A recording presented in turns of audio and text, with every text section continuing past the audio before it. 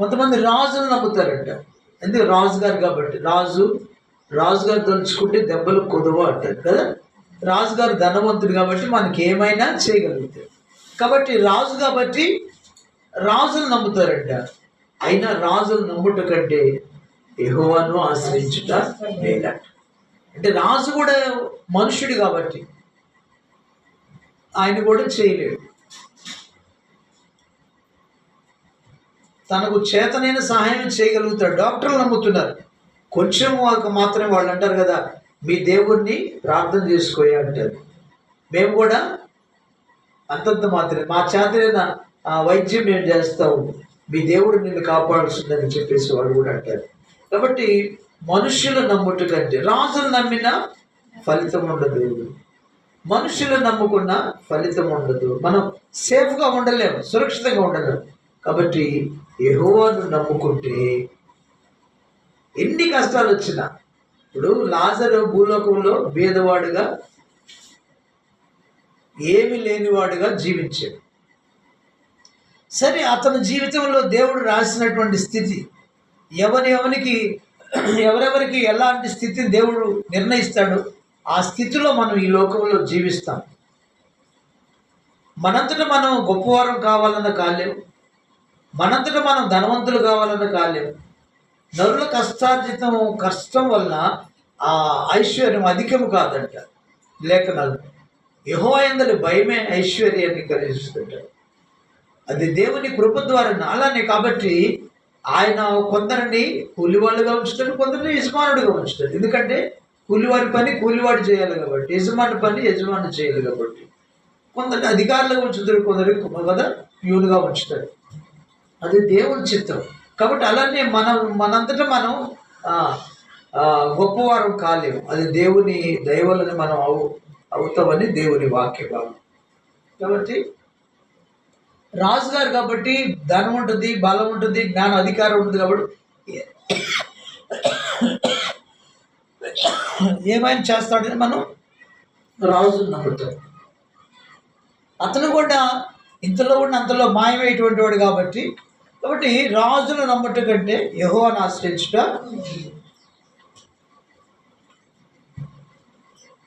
మేలని లేఖనం.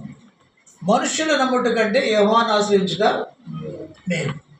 కాబట్టి వీళ్ళరా మనుషుల కంటే వీళ్ళు, ఎందుకంటే మనుషులు, రాజులైనా మనుషులైనా అధికారులైనా ఇవన్నీ ఒక క్షణంలో గతించిపోయేటువంటి వాళ్ళు. దేవుడు ఎల్లప్పుడూ ఉండేటువంటి వాడు, ఆయన ఏమైనా చేయగలిగినటువంటి వాడు.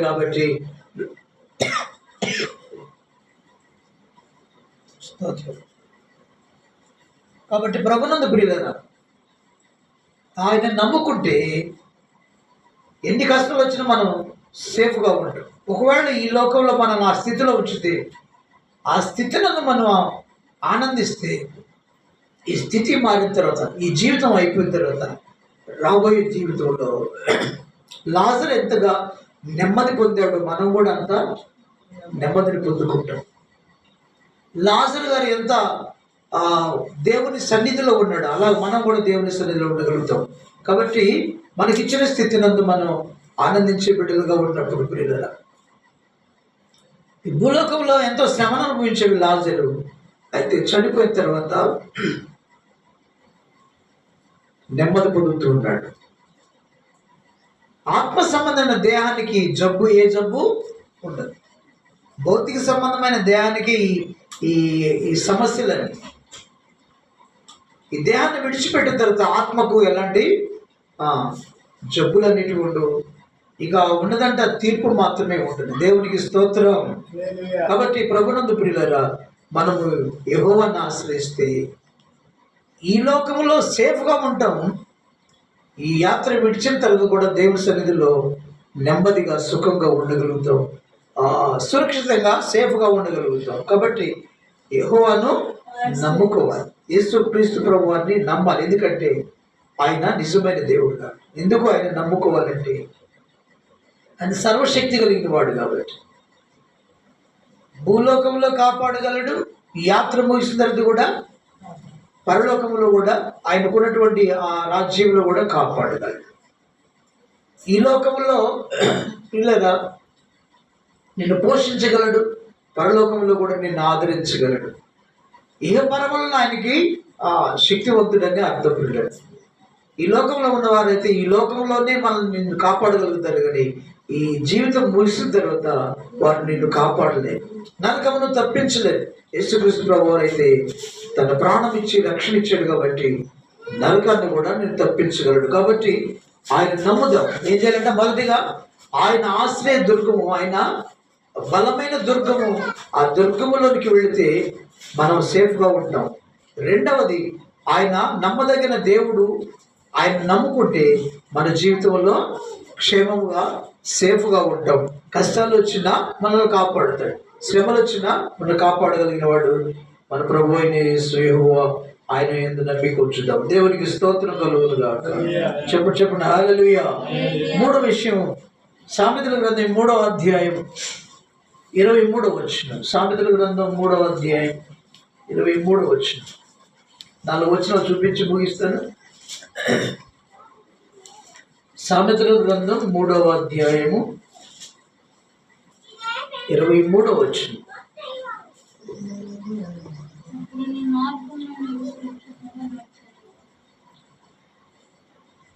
22, 23. అవి నీకు జీవముగాను నీ మెడకు అలంకారముగా ఉండును. అప్పుడు నీ మార్గమును నీవు సురక్షితముగా నడిచెదు. నీ పాదము ఎప్పుడును తొట్టిల్లదు. పడుకున్నప్పుడు నీవు భయపడవు. నీవు పరుణ్ణి సుఖముగా నిద్రించెదవు. ఆకస్మికంగా భయము కలుగునప్పుడు, దుర్మార్గులకు నాశనం వచ్చినప్పుడు నీవు భయపడవద్దు. యెహోవా నీకు ఆధారం మగుడు. నీ కాలు చిక్కుపడుకున్నట్లు ఆయన నిన్ను కాపాడును. మేలు చేయుట నీ చేతనైనప్పుడు దాన్ని పొందదగిన వారికి చేయకుండా వెనుకు తీయకము. దేవునికి స్తోత్రం. కాబట్టి ప్రియమైన వాళ్ళ ఏంటంట, నేను సురక్షితంగా నీ మార్గంలో నడవటానికి సహాయం చేసేది ఏంటంటే ఆయన జ్ఞానం అంట. దేవునికి స్తోత్రం. చెప్పండి హల్లెలూయా. పైనుండి చూద్దాం. వెండి సంపాదించడం కంటే జ్ఞానము సంపాదించుట మేలు. అపరంజని సంపాదించడం కంటే జ్ఞాన లాభము నొందుట మేలు. అది కాబట్టి ప్రియమైన వల్ల జ్ఞానము సంపాదించువాడు ధన్యుడు, వివేచన కలిగిన నరుడు ధన్యుడు. కాబట్టి ఏంటంటే మనల్ని చక్కటి మార్గంలో నడిపించేదంట.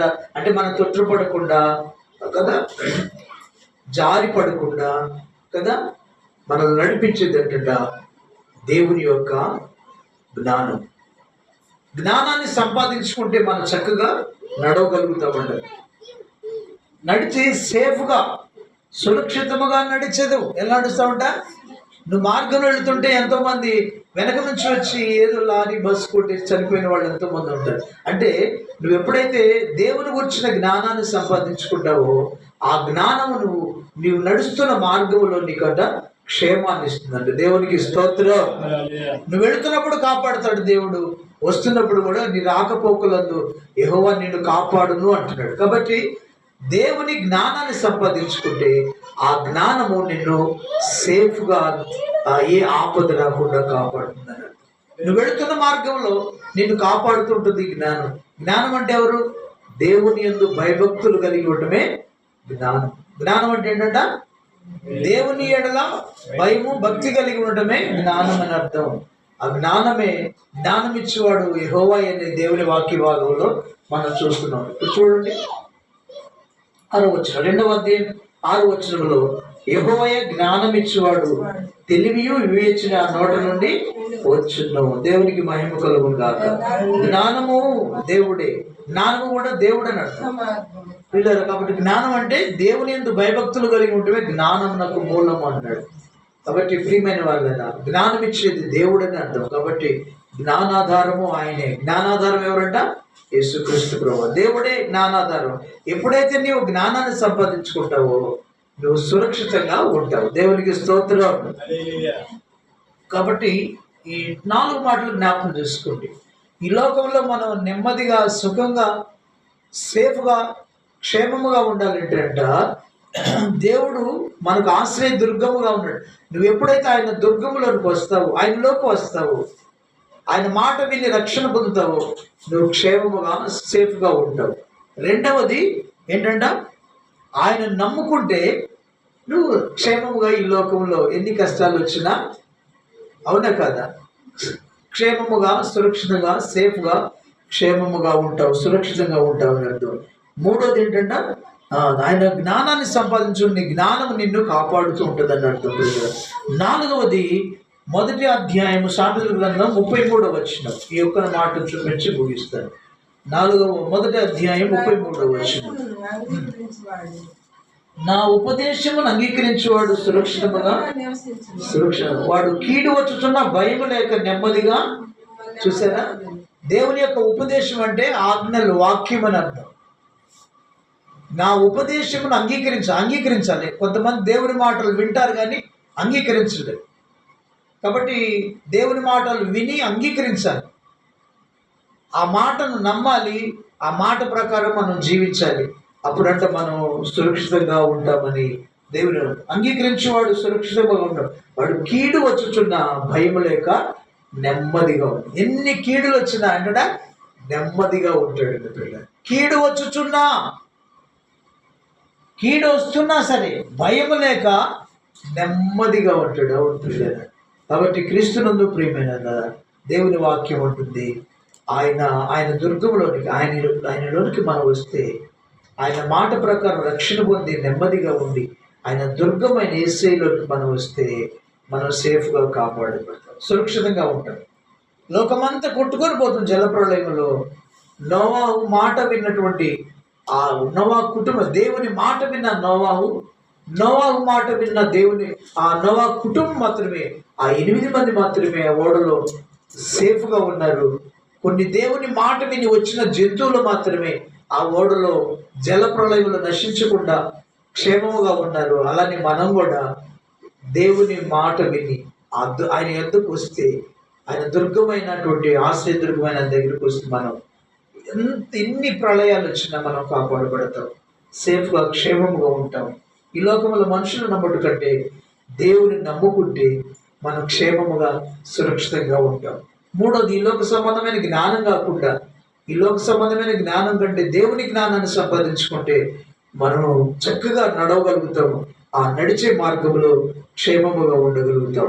నాలుగో విషయం ఏంటంటే దేవుని మాట ఉపదేశాన్ని వింటే మనం క్షేమం అంట. ఎన్ని కీడు వచ్చినా భయం లేకుండా మనం నెమ్మదిగా ఉంటామంట పిల్లలు. ఎన్నో ఇలాంటి. కాబట్టి క్రీస్తునందు ప్రియ దేవుని సంగమా, ఈ లోకంలో క్షేమంగా, సురక్షితంగా, సేఫ్గా ఉండాలంటే దేవుని ఉపదేశాన్ని జాగ్రత్తగా విని అంగీకరించి దేవుని మాట ప్రకారం జీవించినట్లయితే ఈ లోకంలో ఎన్ని కష్టాలు వచ్చినా భయం లేకుండా నెమ్మదిగా మనం బ్రతకగలుగుతామని దేవుని లేఖనం సెలవిస్తుంది. కాబట్టి క్రీస్తునందు ప్రియమైన వారు